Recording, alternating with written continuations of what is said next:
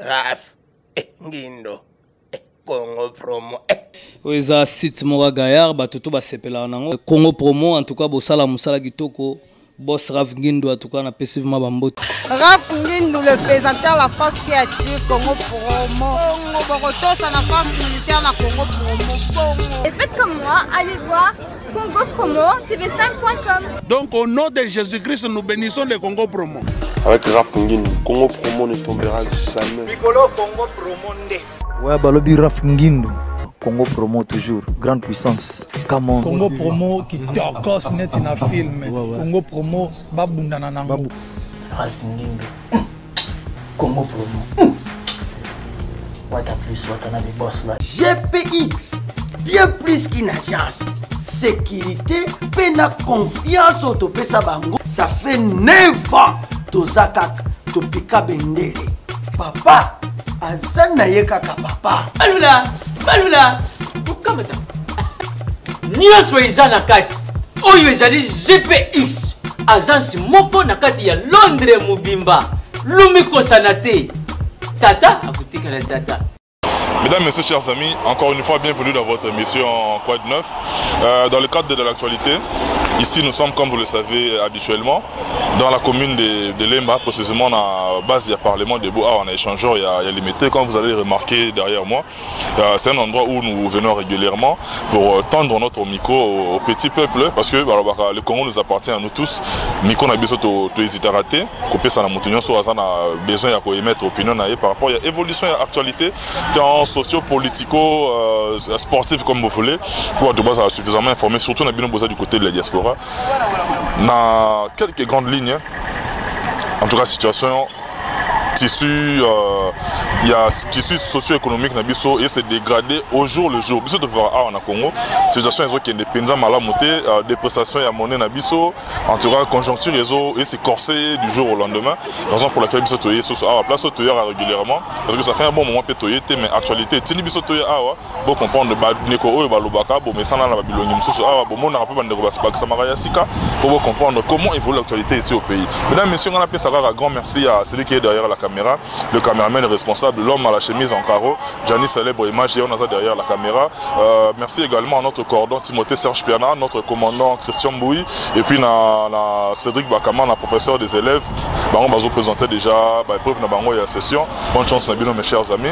Merci beaucoup à notre numéro 1. Lui c'est M. Raf Ngindo depuis les États-Unis à qui j'ai dit big up madame et puis Congo pour moi toujours à la recherche de l'actualité. Béton armé site Samounene. Toyeto solo na bandeko ba pesa opinion na bango par rapport à une situation ils ont évolué sur place na Moka. Ngana lo balanga mingité na poussa na bandeko. Nous te partageons na bango to solo là boyoka comment ça se passe ici au pays. Moi je vous dis un grand merci à tout de suite.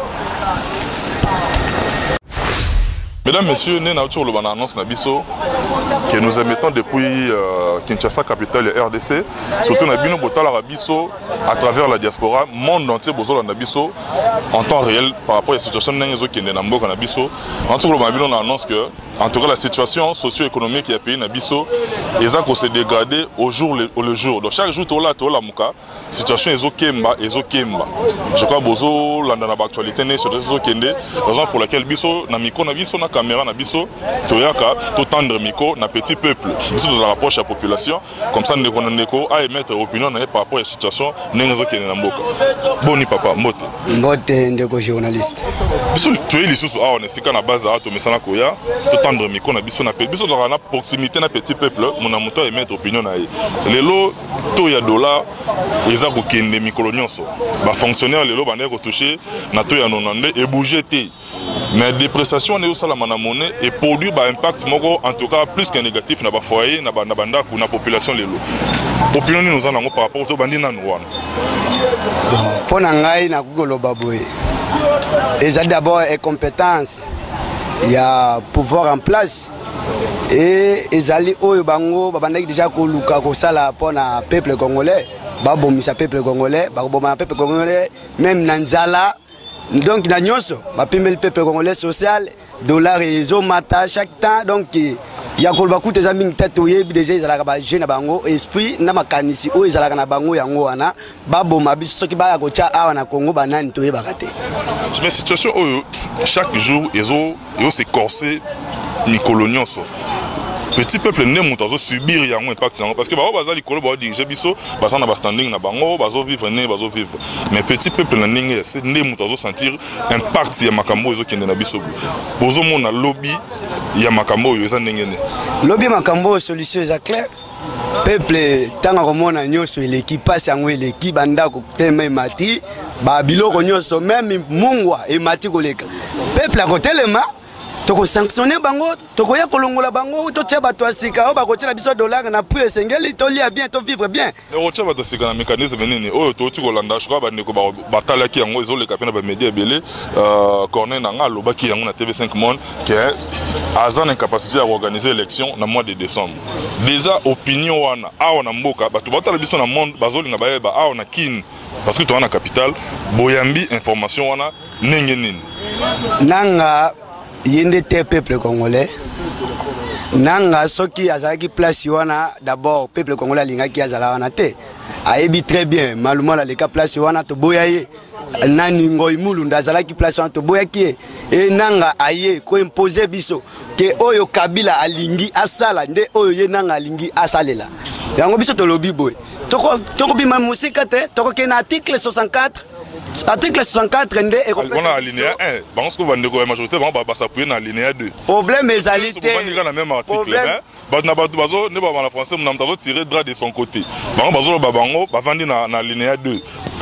Problème est até bango bakoya ko dembla na alinéa 2 biso to koya na alinéa 1 mais oya ko kata makambo ezande biso peuple bakolo mboka bakolo mabele bakolo souffrance donc tant au peuple atelemaka ata constitution mono na katin o administration na moment e mono na katin peuple akoya ko sala makambo na selon oye moko peuple alingeli mais Néronabino Morope qui na du côté de l'opposition les lois comme premier ministre monsieur Nani monsieur Chibala à l'écart qui peine les médias a promis qu'il n'a pas fonctionnaire à l'État qui a réforme un petit peu niveau ya tôt pour pas s'adapter mais on a bien parce que maman en fait moi je suis orphelin de papa maman langa zora mon ndambo wana na compte mobile naï so atouchera ngo en franc parce que valeur na ngo nyonso esili ya lo baki ya komata juillet pe yango ekomi et matité so bino bozo ya mangonde parce que ça pe moko oyo abana pe kolobaka na ozo ba melelo azu fonction tozo mona pe loko ya malongo zo sama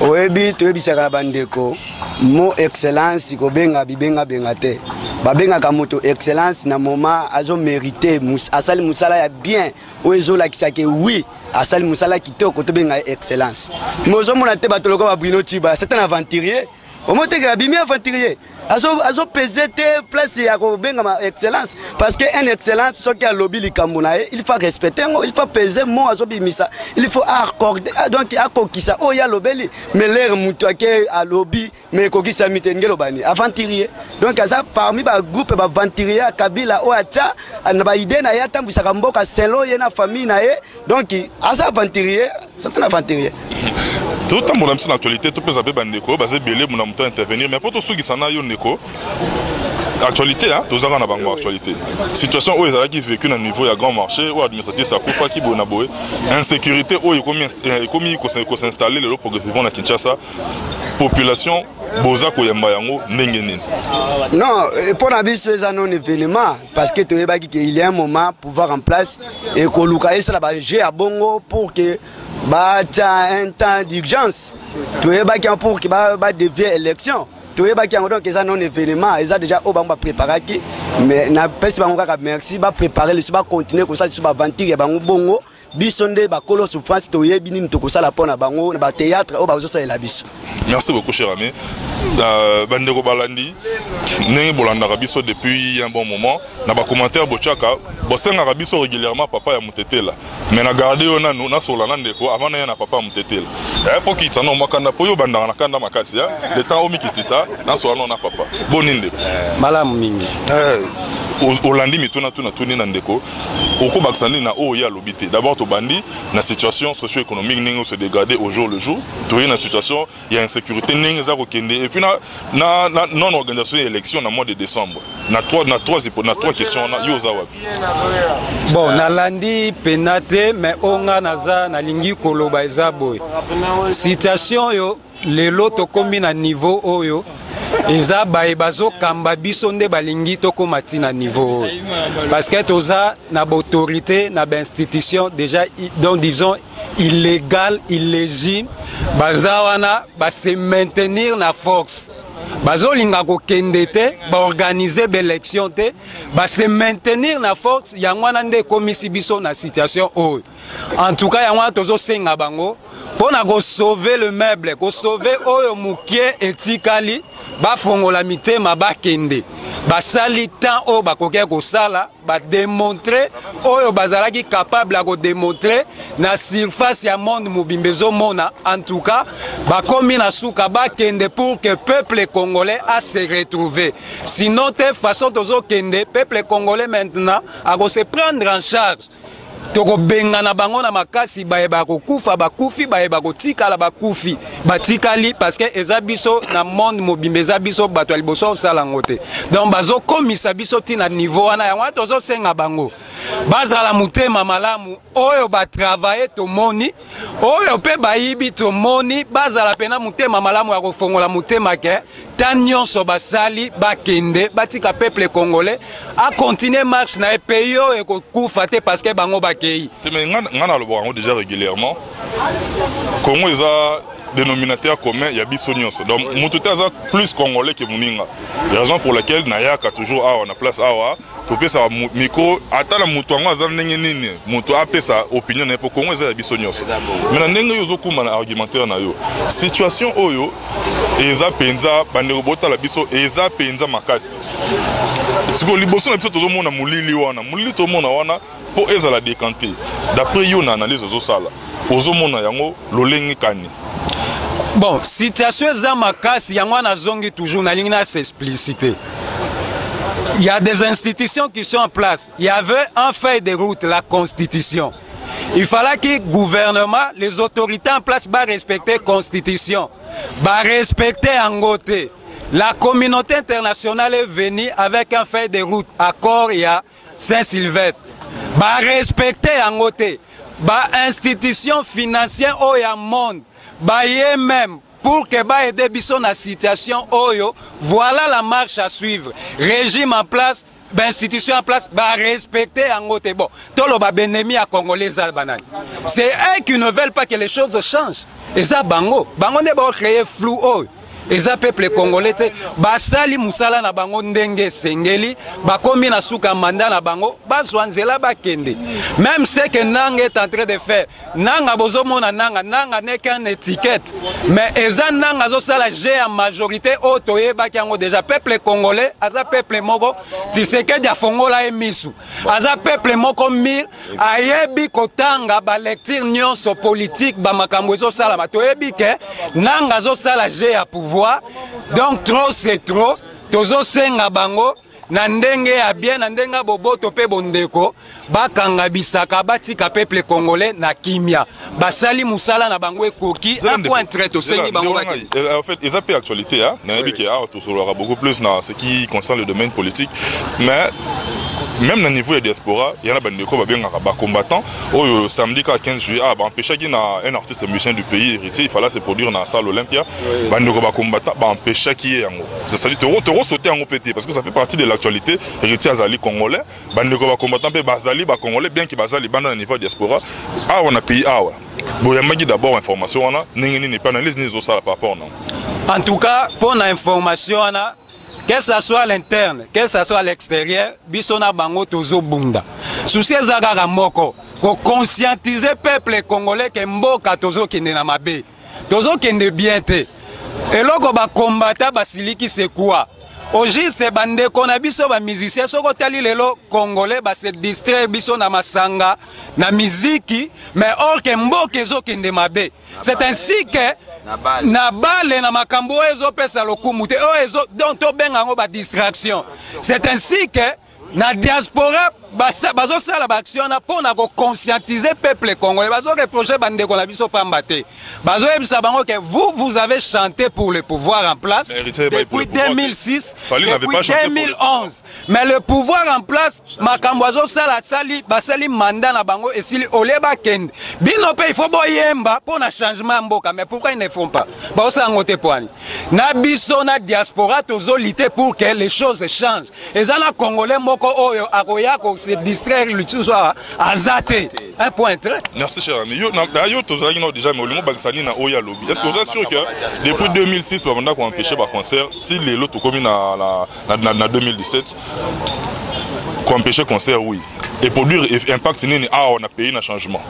Félicitations vraiment à Bandeko Diaspora, en tout cas on a perçu nos mbote makasi parce que makasi na bino bozo sala libanda na biso po tozo bunda na katiawa ndezo sala ke ba jeune o bazali ba distraction être ba musique au mona ba ko jeboé ba to ba ken africaine ba yembela ka ba individu moko boy o asala ki boy o abeta ki boy écoute abeta 15h écoute comme ça qui 18h non on est ba distraction même na poto na même na États-Unis tozolula lelo ceux qui tozolula ba musique na bango ba théâtre ba football bango parce que la politique ya mboka na bango etelema bien et organiser makambu nyonso tout bien yango nde tozana ngo besoin awa na RDC. D'abord politique etelema politique etambola bien mutu na mutu banda ko sasi ko musana na ndenge na banda pe ko se retrouver na ndenge ya bien mais na moment que politique ya mboka ezotambola bien te bato bazolola banzala bato bakanda banini mena yo ila bato banzembo est-ce que mutu ko manzembo na mama mao est-ce que ezalaka bato bazana kanda yo zo bato banzembo non félicitations pour la bino mama combattant na la ko bosala ki même nga na produire ki ngofuma kitoko. Oh merci cher ami. Papa na so mutete là. Si bandeko walandi papa mutete là. Vieillot. Il y a vu qu'il y a un ami à Sénakingaï, à Londres, lui c'est maître Blaise Beko, 5e dan, coach olympique, a présenté ma condoléance na maître Français Bimon là. Maître Blaise a présenté ma condoléance na papa m'tete là, yé tozan na yé. Papa n'a pas m'tete là. Mbote papa. Mbote. Amoni qui n'a quitté sur mon thème pour d'habitude yo bandaka mbala moko. Renazio ce qu'on a moi douceur. Bandeko bazota là balandaka yo ba commentaka ba sengaka yo za la soto e awa. Bandana no na kopesa bandeko mbote et puis talisa bango situation lelo ya mboka eza na niveau ni.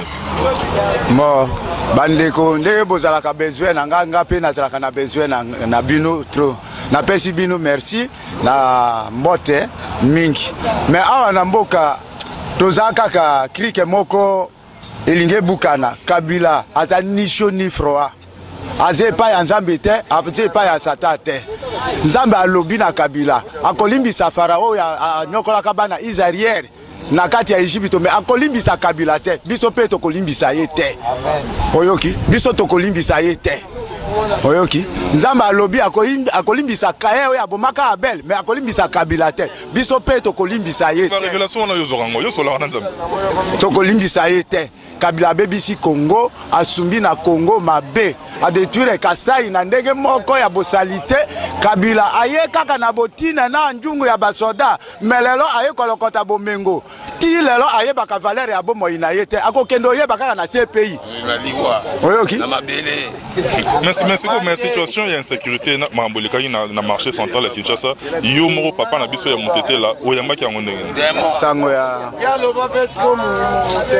mbo makambo oyo ebimaka awa eza batreyate na ye ba événement nyonso ezo salima awa eza ba je ya Kabila po a freiner élection afandak eloko bato bazolinga yo te oza na valeur te mais ozoluka nini lisusu mayele na ye eza te yango omonaka na bengaka ye sardine sa tête omoni eza ba événement nyonso ye moto azosala baaction wana biso toza peuple toza na posa na ye te alongwa akende Kabila alongwa akende condition ya ba musicien wana tu baliaka mbongo ya Kabila basepelaka na Kabila bayembaka ngai papa yamba kufa mais nayembaka te mais naza na zembo moko nasaleli Kabila même awa na kokotiela binu vocal moko muke boyoka yango mekanani bon on commence ma solo ya bana Congo Congolais toza bloqué individu Kabila a bloqué peuple congolais a saboté Congo a détruire Kasai na ndenge encore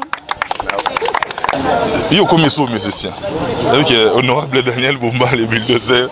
Papa mtete la na yo. A comme sous chante. Ezanini. Nga penza naza dona botama nango eza compositeur. Donc yango composé ma mocha. Na composé yango po natala ka mokili mais na mouvement ya Kabila nakoki koyemba yango te. Soki na Monique totikali biso na biso nakoyemba. Potala ba dossier dollar à lelo ekomi mapata. Ekomi tilikolo na mapata. Moi ya biso ko vivre lisusu ezate. Siko naza na posa ya Kabila alongwana alimwana Kongo lokola milinga ya makaya. Tobosana kombo na ye tolota ye ata na ndoto te po mabe oyo asali biso Nzambe asiliki pe akoki kolimbisa ye te ti mokolo ekosila omoni naza compositeur nazangi mbongo ya kosala studio Kabila yo za na parlement debout a comme sous compositeur naza biso ba combattant toza na misala nyos ezala ba docteur bazali ezala ba soldat toza na bango. Toki na likambu ya élection. Koné nanga lobby azana impossibilité à organiser élection na mois de décembre. Iyo oyambi ya monenge. Nanga lokola Mobutu akona kanjete moko babengaka Mbomabuka lokuta Mobutu akufi Kabila aye kozwa yango apesi mbende aloni yango azolisa bananga bana batu mitu moko isalaka te. Omoni moto soko zwimbeli omibeti na lokolo na yo est-ce que olingaka nzoto na yo bi olingaka ngo te olingaka te. Nanga soka aza congolais ya koki kondima makambo ya étranger Kabila te soka zo ndima yango lokoso ya mbongo na bango nde bazo bebisa Congo mais soki nanga alobi biloko wana akolanda kaka malomalo ndenge malomalo aza na se ya mabele. Merci akolanda ye. Merci papa mtetela to royal susumba semato solo Ndero Chaer. Oui. Tout le monde est aux oleka. Au lieu de continuer comme mais oui parce que au moni micro, au moni caméra, au lieu de baksani na au bande ko bazolo ba jusque là. Tala pour la makambo etali élection na moni bena ba ventir ya mboka na biso vraiment et bimisiko na polele parce que premier ministre soi-disant premier ministre na biso Bruno Tibala a dit ko loba wa ke non a organiser l'élection na délai o yango et pesameli to yebi organisation ba élection fallait salama avant le 31 décembre 2017 sikoyo nanga ke ko loba na poto lobi ke non azana capacité te ya ko organiser l'élection na délai oyo et lobami oyo to yebi sikoyo maloba na vana nungai na yambango premier ministre Bruno Tibala par rapport ya malobo oyo lobaki na oyo Corneille nanga lobi olobi nini osomona teke oze ticket moko boye ba télémission kaka mais ozapena na poids moko te ya koloba pona mambo élection et puis ba désordre oyo sala mandate to uti koloba to ko baksa ba désordre sala na ville o babuka ki prison eza ba jeune bango mo ba osala eza ba distraction yo pona o distraire peuple donc obimisa batu na prison na yebi ke za pona ko bakisa sécurité selon posa na bango ezali ko bakisa sécurité na kata ville et pona biso ezoko bakisa biso eloko mote kobuka parquet eza ba jeune bango nyonso memela biso ba distraction oh mama kufi na ville non wana nyonso wana eza ba je bango moko bango na bango ba yebi ndenge ba osala ba je wana biso toza na temps penza ko pesa ata na biso na ba distraction na te mais ata na biso lokola baza be capable ya kosasa ba élection ba kende population ye moko akotia mutu na ye amema biso na transition ya 6 mois après to luka président o ya ko linga peuple pas ko linga ye alongola biso na ba situation toza nango vraiment to ko kate nde naza bonaza locataire na foute la studio il y a $30 na kopo na sala ka $30 na bande ko futa 27,000 lelo yo na bande ko banga ndako $50 c'est on a $50 eza na 45,000 mais lelo na futa ngo na to ya 30 ya 165 au sale savon ne ba na futa $50 déjà donc comme yo futa déjà ba 49,000 ba 50 ba 55. La fois passée, monsieur gouverneur, vraiment, na mesana ko take mingi tina ngiringi place na bande ko tera na bande ko lobele. A uti ko loba mona yo epeza kite wana. Bo bando ko futa ba mbonga ndaku na bato ya 100 na landa ki enga moko na radio pe na zongisa ki maluba par rapport nde bande ko bato benga na ba téléphone. A loba liboso mambu ya ba garantie locatif ya ba 3 mois et simbate. Ba loba ba pesa ba prix ya banda ko na matete na lemba na zela ozokoba. Olobelo mo intéressant. Gouverneur a loba ki le Cambo na garantie locative faisons na usage domestique 3 mois, usage commercial 6 mois. Ils assurent constitution ou il y a un référendum lelo applicabilité nango eza mobulu ba respecter les lois wana kaka par rapport à garantie locative. Baza bango mona muto bazo bimisa malobana baza ba aventurier de 1 de 2 baza incapable ya makambo ba bimisa balande la suivi nango pe e salama. Donc eza pasi na ngina loba mambo ba ke notre futa ndaku na to ya 100 ngana ke no pesa bayer mbongo na to ya 130 000 yo tunanga kimbuta mutatonga kindaku so na kozonga 30 000 na pesa kimbuta ko futa mama na pozwa. Osomona eza pena passe donc na mukuse bango nyonso toza muto biso to sepela na ete ndenge elongi ya mende esala nga passe na TV komona ngo ndenge elongi ya nange pesa nga passe komona ngo na TV alors bango nyonso ndenge mo toza posa na bango susu te soki ba oboma toza prêt mais ba aussi ça peut biso nyonso ate Mendeko vite fait car poto ça peut bande mususu baloba na o bande baloba ki yo opinion eza nini ça fait plus de 8 ans yango ba conseil beta na poto te est-ce que échanger quelque chose on a niveau ya politique na biso ya mboka pour les lots tout mon héritier ba empêcher habiter au niveau ya Kinshasa et ya mami nini information wana. Merci vraiment pour rappeler nga ici sur likambo etali ba musicien vraiment pour na ba ndeko na biso yo bazo côté mais la ba musicien na biso ba beta kuna vraiment nazo féliciter bango penza mingi koleka parce que ba musicien wana nyonso quelque chose moni musicien aliembi nzemba présidenté ba liaka ba mbongo ebele ya ba politicien wana la fois passée la landa émission si le yo azokoloba ke non c'est le scram o ba yebi ke non ba monaki ngai na tambola ki na mère mais na yembela ki te na bandeko kendo tika ye baza ndenge baza ba coopéra ya ba politicien ozomona zo ya etant que musicien mais aye politicien na sima bomba mi na sima na ye po boma basa mama mabe ba tunabiso ya poto wana bandeko pesa bonta bandeko beta muziki ba bamba bango ba mbongo bandeko sepela mais lelo ba moni ke no bino bozo pesa bino ba mbongo bandeko na biso kuna bazoko nyokwa mabako misère no bino bato bo pesa bango mutu makasi bo beta no musique na bino te comme ça to ranger na mamboka na biso eza mabete vraiment pour nanga pena félicitations mutu tika la suko beta musique kuna te soki régime ye kwete soki régime kwete musique ekozonga oui soki déjà ndeko uti koloba soki politique na biso eza stable musique ekozonga ba robeta musique na bango ba koyamba bango ba kobamba bango bambongo et comme distraction ndenge ndeko mauti koloba wa ok kaka jiba leki wera mais wera déjà za mvwama wera leki jibe déjà baza ba mvwama bazo fêter ba millions de millions mais ngana to la lipa wato ndo distrait to passer ta na biso pona ko l'exata pona place na mambo bato na vomie to luka ndenge nini ndeko moment auto passer eza mabe makasi ndenge to ko sala po kabila kende soki ngai na ye kuna to komi déjà na idée wana tango to telema vraiment solution bien kozala. Merci beaucoup. Mbote papa.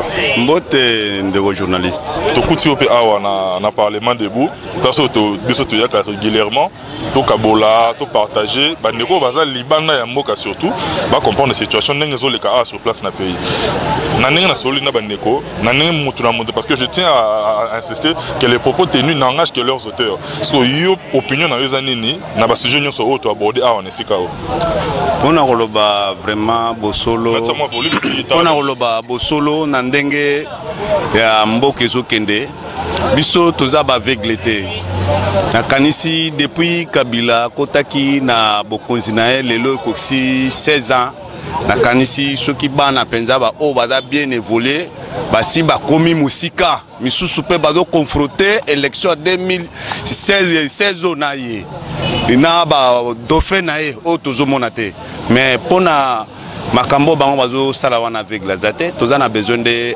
asilisa biso toza prêt donc ndenge pe ba diaspora na biso na poto ba telemi biso pe tozo telema toza pe ko protéger ba leader politique na biso otoyebi bazo bunda pona mboka ba o pona mboka te tozo yeba bango eza moment pona makambo ba musicien c'est réel ba aventurier bandeko na biso ba beta na ba province pona ni balingi poto babeta pe na ba province eza pe Congo mabeza te devise pe zali monique bazo ya ko scroquer ba voiture ba nini entre temps population bazo souffrir mais bangonde baza ba très bazo trahir ba diaspora banda kuna bango awa pe ba viol ba incendie mabe do salama donc décision wana eza mérité si na nouvelle gouvernement on a vraiment biso peuple congolais togoye sa diaspora ba fongola polele.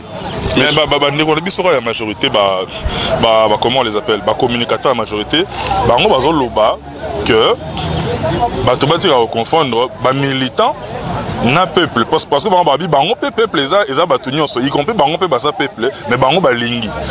Donc pour bango nous sommes en démocratie, ceux qui yoboyi yé alingi, c'est-à-dire mon amuta za na opinion na libre. Toza na démocratie, toza na dictature. Toza na démocratie. Ceux qui démocratie zali balinga ba lakisa biso penza na ba administration d'abord. Hein? Oh, démocratie faut kota kuna. Bon, on a musique démocratie nini. Ezali ba aventure inutile pour na ba disergo génération bango ba ko encadrer na eloko nini. Ba se poser nini na génération bango ba zubo konziti lelo za 16 ans. Ba ko encadrer na nini na banzela ou bien na ba photo toujours moi na balabala. Absolument vraiment toza fatigué. Merci papa. En tout cas, mesdames, messieurs, nous sommes pratiquement arrivés à la fin de cette intervention. Je crois que si vous avez aimé cette émission, dites merci à Gianni Célèbre derrière la caméra, le caméraman responsable, à notre coordonnateur Timothée Serge Piana, au number 1 de notre site, M. Rafinguindo depuis les États-Unis. Binotou Bolanda Yibiso, notre numéro est affiché. Ma remarque, ma suggestion, ma soutien à Bino, vous allez bienvenue. Tout roya sous ce prochainement, n'est actualité comme Mabiso, tout partager na bandeko parce que le Congo nous appartient à nous tous. Kolo Congo, et Abiso tout au télémi ao. Quel que soit le niveau nayo, Congo eza ya biso nyonso na oyo azana awa sur place na oyo aza libanda Congo eza ndako ya biso nyonso po awa ko refulenga potindanga wapi dosoti nga na gisanga ni shenga bi otinga na mbanda nga shenga kuna nazaka na Congo sadi Congo ya biso nyonso comme merci na bino bolanda ki biso. Je vous laisse avec ma programme na biso ya Congo Promo. Je vous retrouve prochainement avec le même plaisir. D'ici là, portez-vous bien, bye.